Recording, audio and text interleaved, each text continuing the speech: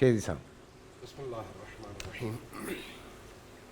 تاریخ اسلام میں دو شخصیات ایسی ہیں جنہوں نے بالکل ابتدا میں رسول کریم صلی اللہ علیہ وآلہ وسلم کا اس طرح سے ساتھ دیا. اگر یہ ساتھ نہ ہوتے تو پھر اسلام اس طرح سے کبھی پھیل نہیں سکتا تھا.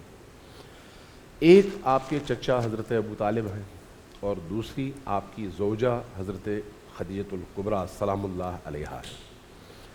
حضرت خدیجہ سلام اللہ علیہا کے حوالے سے مفتی صاحب نے بڑی اچھی اور خوبصورت گفتگو فرمائی.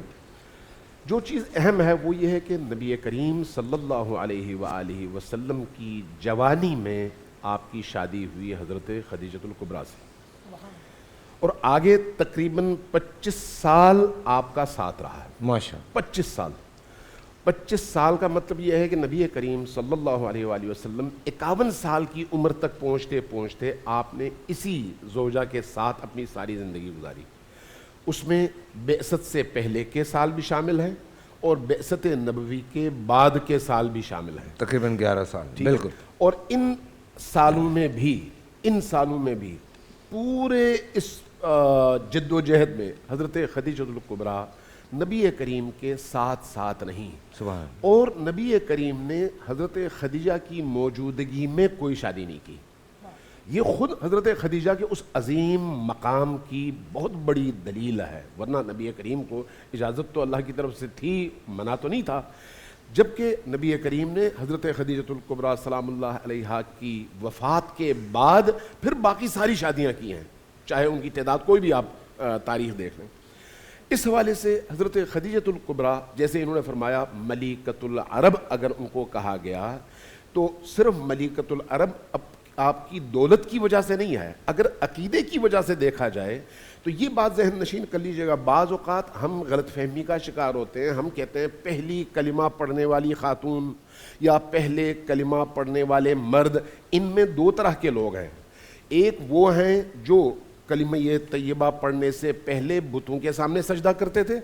ایک وہ ہیں جو کلمہ پڑھنے سے پہلے حضرت عیسیٰ کے دین پر تھے، یعنی الہی دین پر تھے.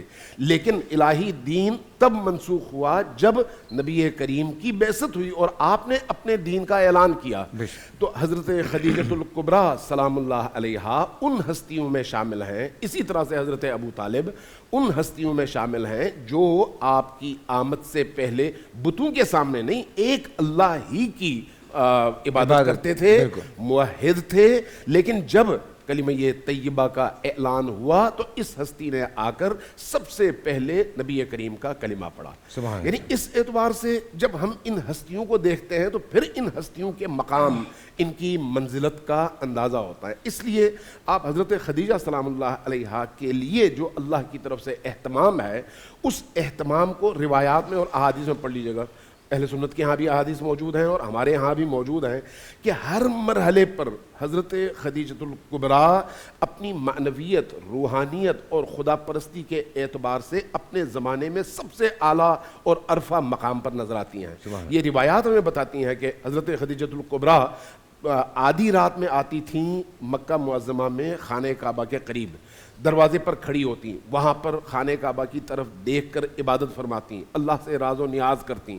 ایک رات آدھی رات میں جب آپ نے یہ عبادتیں اپنی مکمل کر لیں، یہ اسلام کے آنے سے پہلے کی بات ہے، مکمل کر لی، اور اس کے بعد جب گھر واپس پہنچی تھکی ہوئی تھیں، جب آپ نے استراحت فرمانا چاہا تو کافی دیر بعد نیند آئی. لیکن جب نیند آئی تو آپ نے خواب میں دیکھا کہ سورج طلوع ہو رہا ہے اور طلوع ہو کر آ رہا ہے حضرت خدیجہ کے گھر کی طرف، اور اس گھر میں جب سورج آ کر رکتا ہے تو ارد گرد کے تمام لوگ اس گھر کا رخ کرتے ہیں. جب اس منظر کو آپ نے اپنے خواب میں دیکھا تو پھر اس کو پھر دوسروں کے سامنے بیان کیا، کہا کہ یہ غیر معمولی خواب ہے. اس کا مطلب یہ ہے کہ اس کے پیچھے کوئی بہت بڑی حکمت موجود ہے جو اللہ تبارک و تعالیٰ مجھے بتانا چاہ رہا ہے. اور اس کے نتیجے میں پھر حضرت رسول پاک صلی اللہ علیہ وآلہ وسلم کا رشتہ اس گھر میں آیا اور اس خواب کی تعبیر سامنے آئی.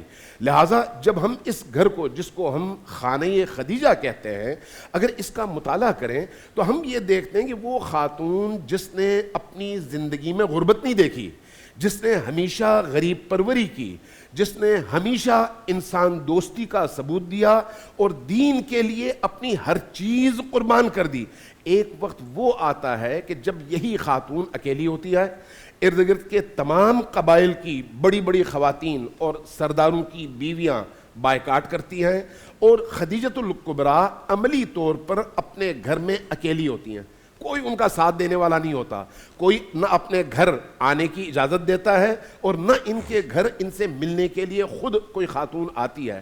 اس بے کسی اور اکیلے پن میں نبی کریم کا ساتھ بھی دیا، اور پھر اس موقع پر یہ روایات موجود ہیں کہ اللہ تبارک و تعالیٰ نے حضرت فاطمۃ الزہرا سلام اللہ علیہا کی صورت میں ایک نور آپ کو عطا کیا، جو آپ کی ان تنہائیوں کی ساتھی تھیں جب آپ کے شکم میں تھیں تب بھی، اور جب انہوں نے زمین پر قدم رکھا تب بھی۔ اس لیے روایات بتاتی ہیں کہ ایک دن رسول کریم گھر تشریف لائے، دیکھا حضرت خدیجہ مصروف گفتگو ہیں، گھر میں کوئی اور ہے نہیں۔ پوچھا یا خدیجہ آپ کس سے گفتگو کر رہی ہیں؟ فرمایا کہ میں اپنے پیٹ میں موجود اس بچی سے گفتگو کر رہی ہوں جو مجھ سے ہم کلام ہے اور میری تنہائیوں کی ساتھی ہے۔ سبحان اللہ، سبحان اللہ، سبحان اللہ۔ بول انٹرٹینمنٹ کے شوز دیکھنے کے لیے ہمارے چینل کو سبسکرائب کریں اور بیل آئیکن پر کلک کرنا نہ بھولیں۔